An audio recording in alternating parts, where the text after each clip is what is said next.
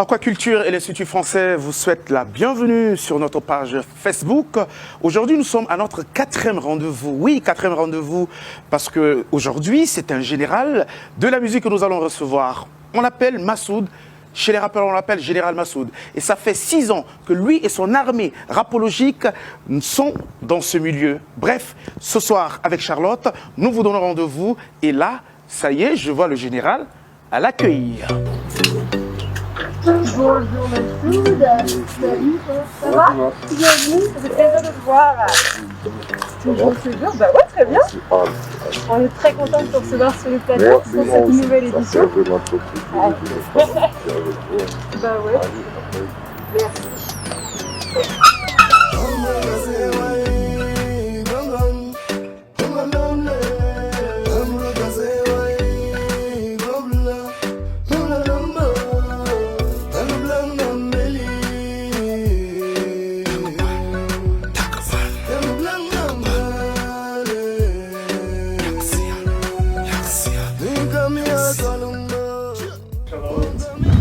Bienvenue au général. Yes, le Biggie.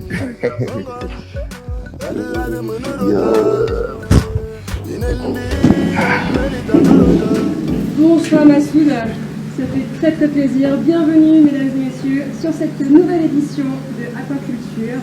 On est très content que ça continue, on est vraiment super heureux de voir que ça prend forme, que les gens continuent à nous suivre. Donc continuez, n'hésitez pas à partager. Et on continue du coup avec le général Massoud. Comment ça va? Je vais bien. Bah ouais, très bien. Ah, ok. Encore merci d'être venu ici. Ah, ça fait plaisir aussi d'être là parmi vous. Parmi ce décor un petit peu original, c'est plutôt pas mal. C'est joli, j'avoue. Alors, donc, j'ai étudié un petit peu, hein. J'ai étudié quelques musiques à toi. Donc, toi, tu es un rappeur originaire de Sarre. Exactement. Avec une carrière de combien d'années à peu près? Ça fait combien de temps que tu as commencé? Si on parle bien, si on parle de carrière après le bac, donc ça fait maintenant, ça fait 6 ans. Ouais. Vous avez commencé à Sarre ou à N'Djamena? Bon, j'étais parti à Sarre, c'était pour composer le bac. Mais là-bas, j'exerçais aussi l'autre mon activité, comme la musique. Bon, mais sinon, tout a commencé là-bas. Après, j'étais venu ici, après, j'étais reparti, je suis revenu. Donc voilà, c'est un peu plus difficile à expliquer, quand tu vois. Ouais, bon, mais tout a commencé ici à N'Djamena. D'accord. Ouais. Et alors, Le grand public et tout ça, c'est ici à N'Djamena. Et pourquoi le rap alors? Est-ce qu'il y a beaucoup de rappeurs ici? Est-ce que toi tu te considères comme un ovni un petit peu à N'Djamena dans le domaine du rap ou Ah bon, mais moi je suis né rappeur. Ouais. Ouais, donc moi je suis né rappeur. En voyant, je suis né déjà rappeur. Je suis né déjà rappeur, moi, donc bah, voilà, ça c'est mon style et je suis tranquille dans ça. Donc, ou bien vous voulez que je vous explique encore? Quelqu'un m'expliquer comme ça. Ça, tu comprends pas, n'est-ce pas? Alors c'est vrai, Charlotte, en écoutant le général Massoud, j'ai l'impression que tu es né, comme tu le dis, tu es né rappeur parce que tu ne forces pas le rap au niveau vestimentaire, Exact. sur scène. Tu ne forces rien, le truc il est très naturel. Ça vient tout seulement. Ça fait le Booba tchadien apparemment. Il y a un peu ça, tu vois, l'esprit est là déjà, tu vois. Donc quand l'esprit est là, on essaye seulement de l'accompagner. Ok, si tu es né rappeur, comme tu le dis, quels sont aujourd'hui les thèmes que tu développes beaucoup plus dans tes chansons? Parce qu'un rappeur, à la base, est un révolutionnaire. Ouais. Un rappeur, c'est celui qui veut que sa société change. Un rappeur, c'est un penseur spécial. Et toi, dans ton style très singulier, certainement que tu as quelque chose en toi. Ouais, exactement. Je ne peux pas dire non, j'ai rien, parce que quand tu te mets d'abord à écrire un texte, tu dois réfléchir à quoi tu es en train de faire et tout ça. Si aujourd'hui, moi, beaucoup plus les gars me disent pourquoi tu ne développes pas certains thèmes comme violence faite aux femmes, bon, la guerre et autres, tout ça. Moi, si je pense bien, beaucoup de rappeurs, en fait, ils ont fait déjà ça. Tu vois? Si je me mets à refaire encore ça, c'est qui veut dire que c'est du plagiat. Bon, c'est du déjà fait. Alors, Donc finalement, tu chantes quoi? maintenant, tu reviens, tu chantes l'amour. Tu chantes l'amour. Tu chantes... bon, il y a beaucoup de thèmes. Tu vois, là où je suis, tu peux me donner un thème, bon, là, je te compose un son. Donc, ça vient selon l'inspiration. Mais moi, je m'abstiens. J'ai dit non, les trucs déjà faits, c'est déjà fait. Le message est là. J'ai pas vraiment une grande chose à rapporter sur ça. Mais n'empêche que je touche quand même. Ouais. Je touche. Chanter pour ma maman, c'est de l'amour. Chanter pour Kelou, c'est de l'amour. Et chanter pour Tam, c'est de l'amour. Donc tout ce qu'on doit cultiver. Bon, nous, Tchadiens, d'abord, on a trop fait la guerre déjà. Et personne ne va venir nous apprendre. Dire que, bon, personne ne va venir nous apprendre à faire la guerre. Parce que nous, on connaît déjà la guerre. On est né déjà dedans. Donc maintenant, il faut vivre la joie maintenant. On essaie un peu d'oublier cette guerre. Et puis on vit maintenant, bon, on vit normalement avec les gens. Est-ce qu'il t'arrive d'écrire un peu, parfois, des textes plus violents contre un système, contre un régime ou contre une autorité? La politique. La politique. Moi, je n'aime pas la politique. Et je déteste même les politiciens. D'abord, eux, ils se connaissent. La dernière fois, bah, ils ont envoyé un truc vite fait sur Twitter. J'étais là, je l'ai vu. Moi, je leur ai dit que vous connaissez. Ils se connaissent. Et moi, ensemble, ils viennent là, ils se foutent de notre gueule. Mais c'est pas normal. Donc moi, je ne m'intéresse pas à la politique. La politique aux politiciens. Moi, je suis un rappeur. Moi, mon truc, tu m'amènes au studio, je te sors un son. Pas de la politique. Je m'en bats les couilles des politiciens. Là, ils n'ont qu'à rester très loin. Parlons justement des sons. Je viens de découvrir que dans le dernier clip de Mondoué, alors que Mondoué est un artiste qui ne s'élève pas un matin et choisit n'importe qui pour être dans son clip. Comment est-ce que tu es arrivé à gagner le cœur de Mondoué? Ça, c'est une question vraiment très importante. Parce que d'abord, depuis quand moi j'ai commencé à faire la musique dans ce pays, il y a les gars sont là, ils m'ont vu. Et puis beaucoup plus quand vous connaissez, ah nanani, je te produis, après vous trouvez dans un point de bière, ils sont là à boire demain, et puis là. Mais Mondoué, il est très très spécial. Il est très spécial ce gars. Moi j'étais resté dans mon coin. Il était venu, on avait parlé vite fait, et puis après il était reparti. Quand il était revenu, il est revenu. J'ai écouté. Pas cherché à le voir, j'ai dit, bon, c'est mon grand, il m'a dit un truc, il va le faire. Un bon matin, moi, je suis à la maison, mon téléphone sonne, je décroche mon téléphone. Il dit, allô, petit? Je dis, oui, Biggie, c'est comment? Il dit, ça va, on a posé. Il dit, bon, mais là, j'ai un projet là, je vais te mettre dessus.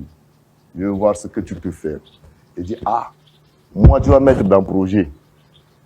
Les gens qui sont là depuis là, ils ne m'ont pas vu. Donc toi, tu quittes Abidjan là-bas, tu viens ici. D'abord, tu me mets dans mon tout premier projet artistique, dans ma vie artistique. Il m'a mis dedans. J'étais venu, j'étais passé au studio. J'aime trop sa façon de travailler. Quand il travaille, il ne trouve pas ce qu'il veut, il ne laisse pas faire ça. J'étais venu au studio, il m'a donné les textes. J'étais là, j'ai répété, paf, je me suis levé, j'ai posé. Il a dit, c'est bien mon petit. Dès qu'il a dit, c'est bien mon petit, moi, pour moi, je suis en train de marrer déjà. Quoi. Parce que ça, c'est une occasion.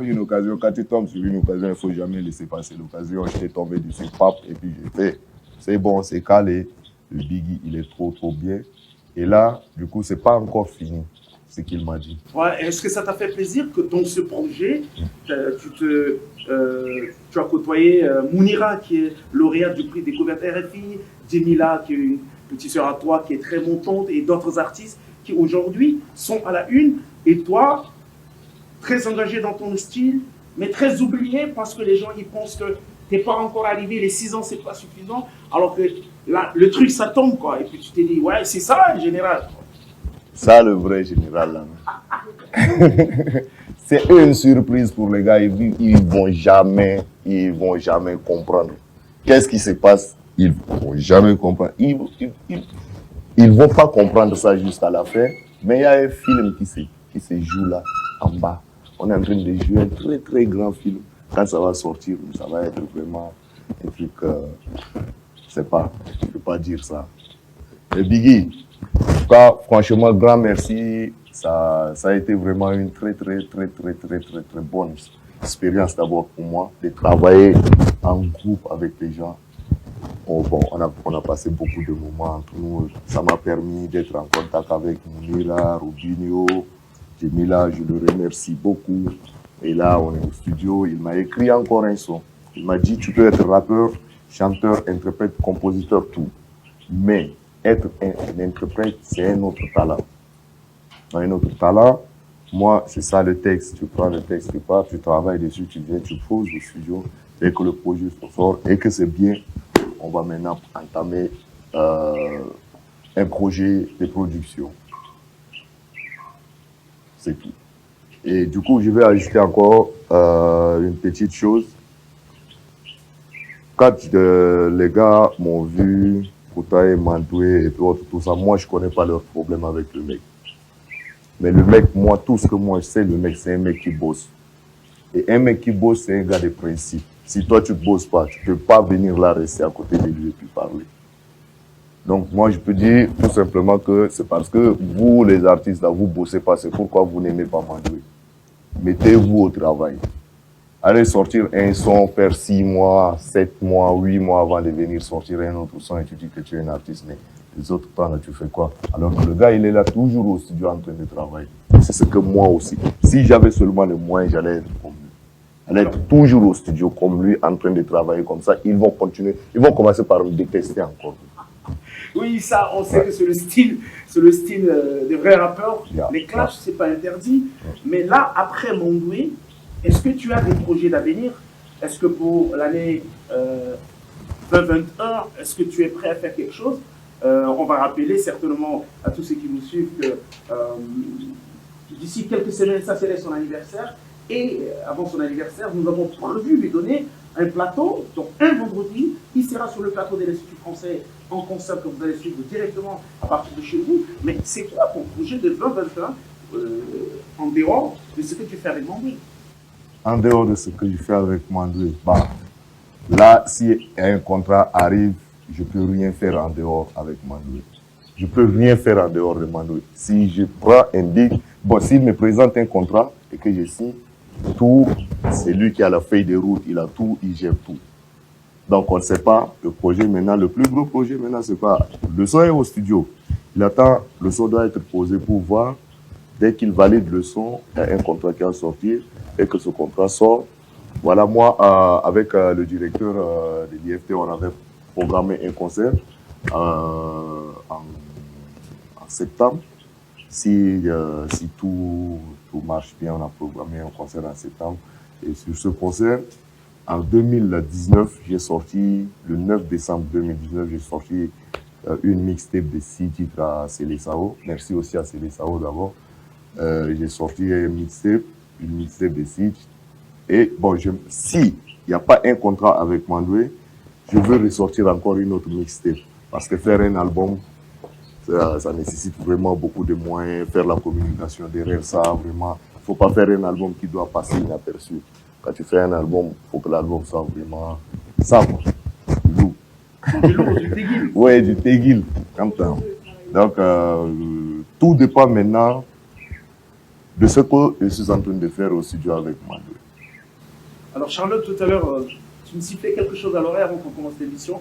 Tu voulais parler un peu de ces compositions en langue, je n'ai pas trop compris. Oui, alors justement, quand j'étais en train de parcourir tes musiques, donc ne fous pas de moi, je me souviens plus comment. Tu as décidé, tu as fait une partie en fait de chanter un peu en français, mais quand même beaucoup en braille, c'est ça? Ouais. Alors pourquoi ce choix du coup? Parce que c'est vrai que ce genre de musique, quand tu la chantes dans cette langue-là, à N'Djamena par exemple, là où tout se passe, et on entre guillemets, là où tout se passe, que la langue n'est pas forcément comprise, donc c'est ta langue maternelle naturellement, donc je pense que c'est une facilité pour toi de chanter. Et comment ça a été perçu par le public justement que tu chantes comme ça? Ok. Kerry James, lui, il rappe en quoi? Kerry James, il rappe en quoi? En anglais? Non, Kerry James, il rappe en français. Medine, il rappe en français. Youssoufa, il rappe en français. Tous ces gars, ils rappent en français. N'est-ce pas? Il n'y a pas de problème. La France nous a colonisés. On parle le français, n'est-ce pas? Alors, si tous ces mecs rappent en français, moi, je vais venir dire quoi en français? C'est ta différence? Non, je vais venir dire quoi en français là. Donc maintenant, j'ai pris un peu la langue coloniale avec ma langue maternelle. Je mélange ça.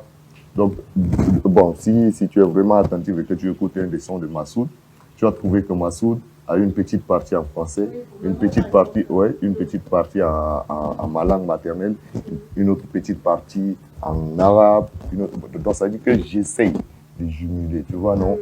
Prendre un peu, mettre ensemble. Donc, chaque personne a son tour. Je trouve ça vachement bien parce que du coup, ça fait également la promotion. Exactement, ouais. Et au moins, ça se ressent à travers ton art. Exactement. Tu es confortable avec. Très à l'aise quand je chante en bail. Très bon choix. Très à l'aise, oui. Très à l'aise quand je chante en bail. Et dernière chose, est-ce que tu veux nous faire un petit freestyle avant de clôturer l'émission? Bah, je vais vous faire une petite surprise avec le son qui est au studio. Comme ça va vous préparer l'esprit. Autorité, nous on sait, vous-même vous savez. Que tout le monde sait, mais on ne peut pas parler. Autorité, nous on sait, vous aussi vous savez. Que tout le monde sait, mais on ne peut pas parler. Arengladio, arengladio. Ujal gai mutu finar, inti gai se shunu fi kashimbar. Ujal gai ruku finar, inti gai se shunu fi jamalbar. Atash piju gai mutu finar, inti gai se shunu fi jamalbar. Kaninti rajilla am shibolke, se mishil boss am shibolo ala kaninti zabida al baskati, se mishil boss al baskati. Disons, ça va venir. Yes. Merci. Merci en tout cas. Vraiment, c'est super de t'avoir sur le plateau. Et puis encore merci d'être de plus en plus nombreux à nous suivre sur la page Facebook et à continuer à supporter nos vidéos. Un grand merci et on se retrouve la semaine prochaine pour un nouvel épisode. Et encore merci à Massoud pour cette super émission. Merci à Moi Culture, merci à mon grand Bravo. Merci à Charles, bravo. À mon directeur, à toute l'équipe technique. Merci, bye bye, à la prochaine fois. À très bientôt, merci.